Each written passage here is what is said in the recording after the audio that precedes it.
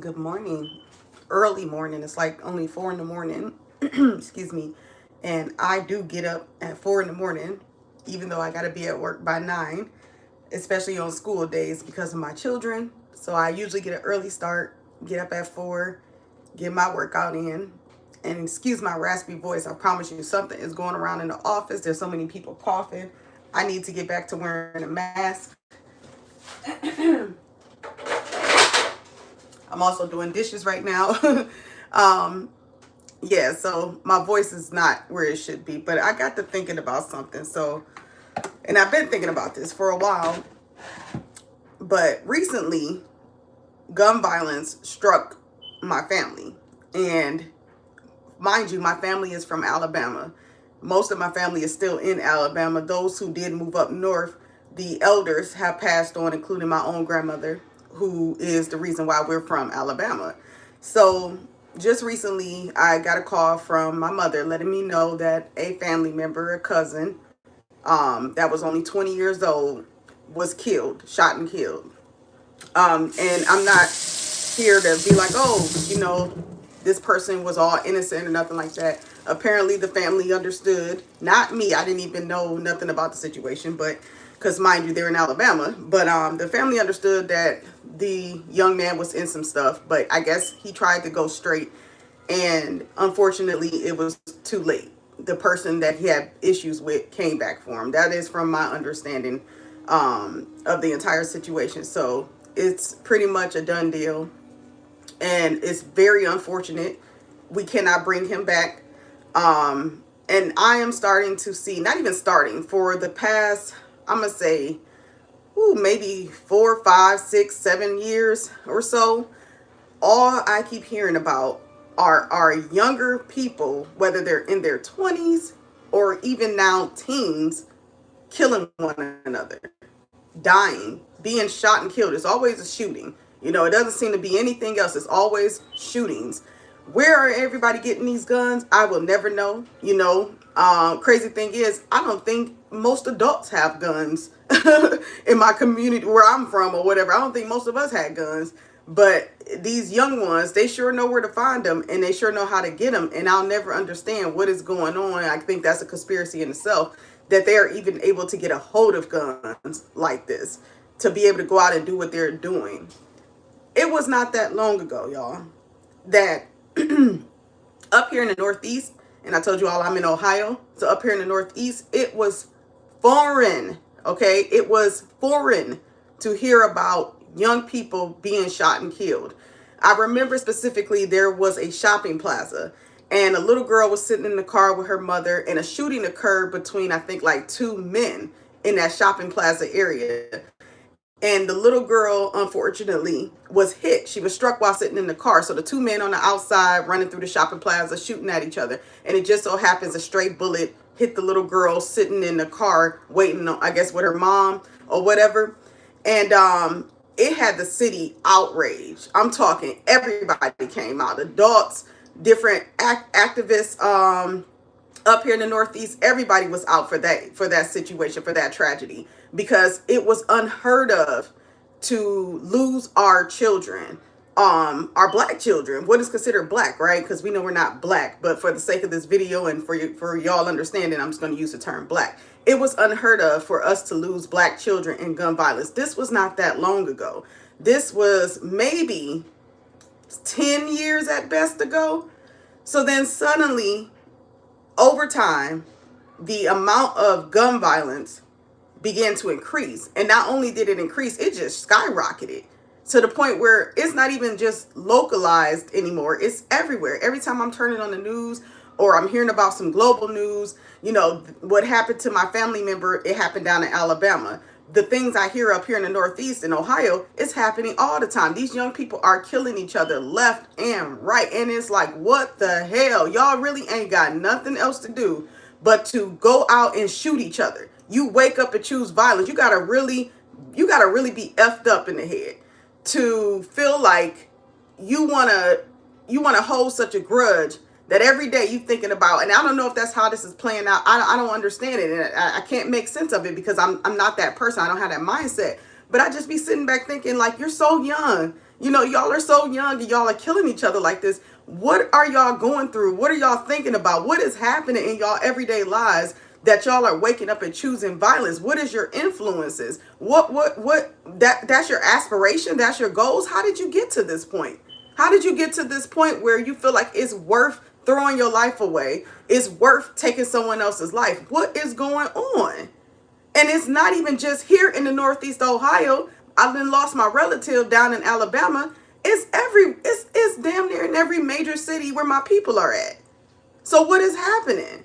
And I know, if you all are not aware of the individual I'm always talking about on this channel, I got a video of his on this channel that I reposted, reshared on here, under one of my videos. Dr. Rick Wallace, whose YouTube channel is called The Black Voice. Now, mind you, Dr. Rick Wallace passed away like going on 2 summers ago.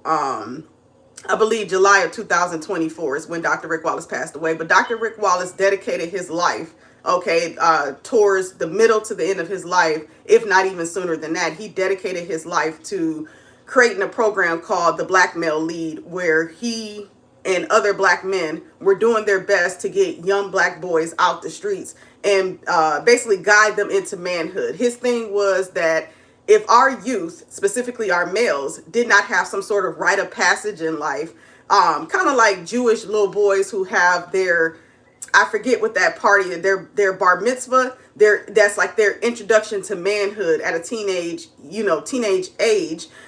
They get an introduction to manhood. So his thing was, if black boys did not have some sort of rite of passage, some sort of guidance to usher them into manhood, they would be lost out here. They would be for the streets. And on the flip side of that, if they're not for the streets, what are they doing for the people? You know, what are they doing for themselves? What are they doing for their community? And I've been thinking about that too. We don't have a community anymore. I mean, it may be certain areas where there are, but again, and I'm telling you all, just speaking from experience up here in Northeast Ohio, when I was younger, we had neighborhoods, we had communities, okay? It wasn't just neighborhoods, we had communities. We had our people, mainly on the block. Everybody knew each other's name, everybody outside playing, everybody face to face. Adults knew each other. If you were out there playing as a child and your parent wasn't home, chances are somebody parent is out there somewhere watching over you and making sure that you okay. And that's the thing, you could be out there, you could be outside and just play and not feel like somebody is going to snatch you up. That's another thing that was foreign. Children being kidnapped when I was growing up, that was foreign. The one child we kept hearing about growing up that was kidnapped, I think was that, what was her name? Lisa Ramsey. I don't remember that. Little Joe Ramsey, or whatever that little girl is, that was a little blonde. And she wasn't even here in Ohio, you know, but she was the one we kept seeing on TV. That's back when they had, gosh, Lee, y'all, I can't remember the name of that show with that man. And it's about he would do the episodes about the missing children.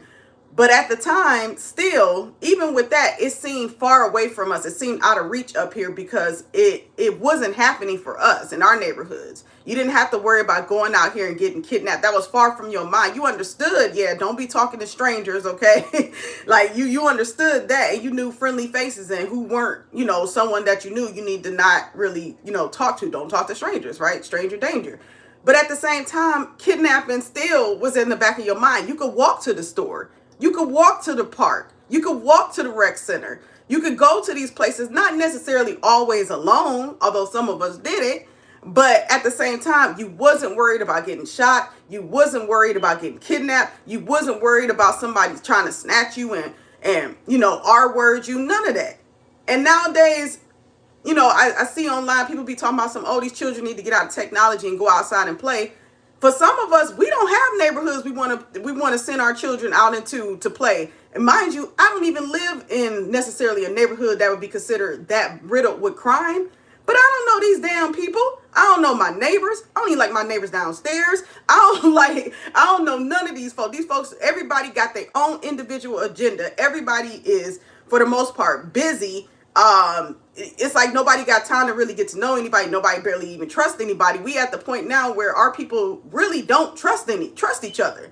If you got I don't know, you know, so much with the men and their situation. I don't know, you know, with the women, I think, the women don't trust each other because it's more of a jealous and envious and just assumption, like, oh, she probably got that too. She probably whatever. It's so many things. Like I'm gonna say a block. It's like an invisible wall in our community. It's something like some sort of block, something blocking us from connecting these days. And you could blame a lot of things. Everything has had a snowball effect. From betrayal in our community. Gosh, Lee, TV, entertainment. That's why I stopped talking about certain books. I stopped talking about certain TV shows because I am not going to continue to perpetuate wickedness in our community. I'm not going to continue to perpetuate stereotypes in our community. I'm not going to continue to perpetuate violence amongst us. I'm just not going to do it because we got enough of that now. I believe we're feeling the effects of perpetuating those things.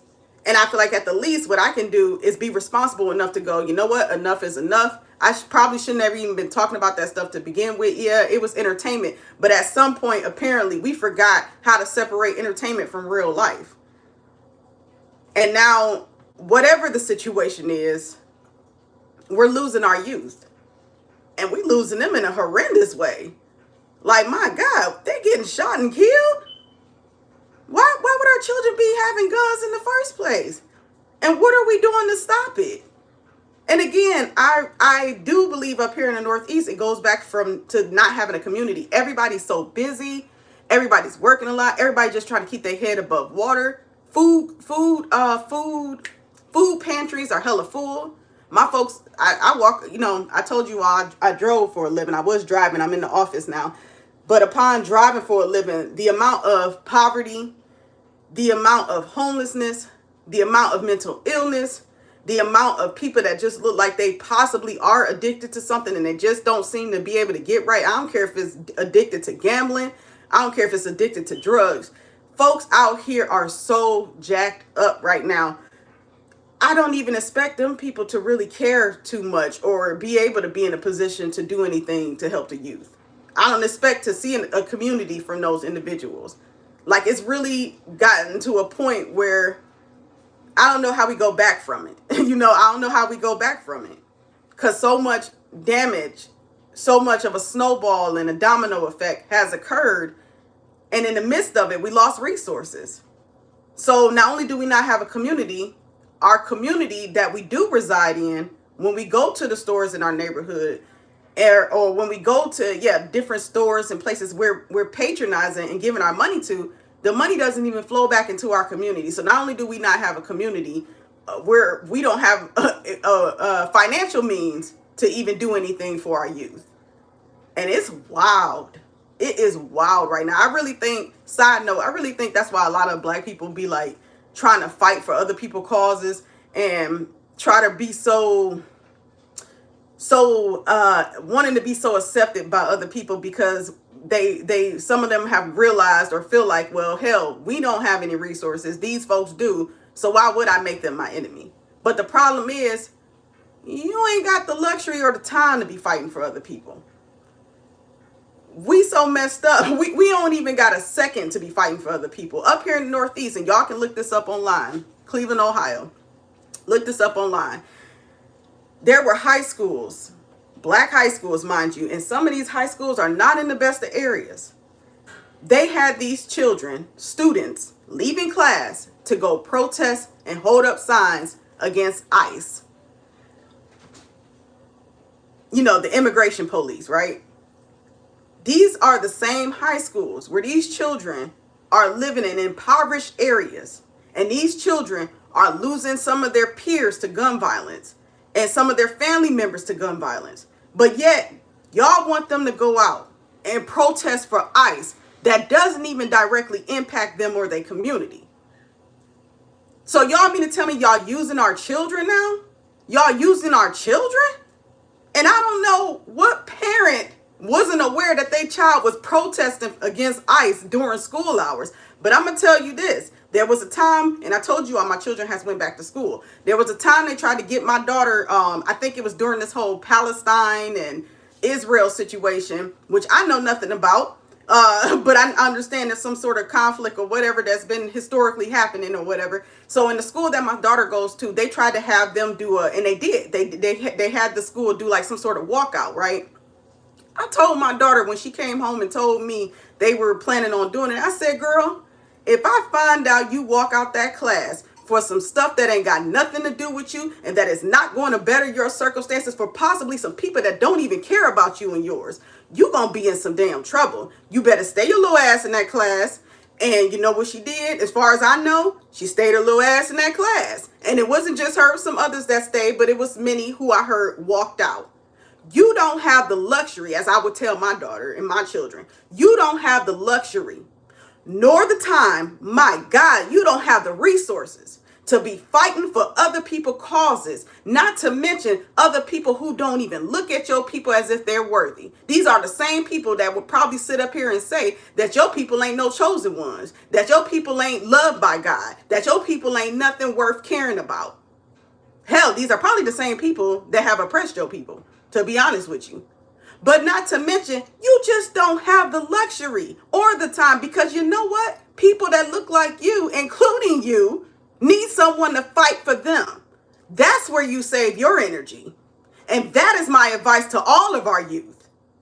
So the fact that they had these high school Clevelanders, black children, okay, leaving their classes to go protest against ICE when they are in the same communities that are impoverished. They are in the same communities losing jobs. And I'm not just talking about the jobs are gone now. Yeah, there's jobs that have left. But then there's jobs where they're literally being taken over by AI. I wouldn't be surprised if my job eventually gets taken over by AI. I work in a call center now. I wouldn't be surprised if my job gets taken over to AI.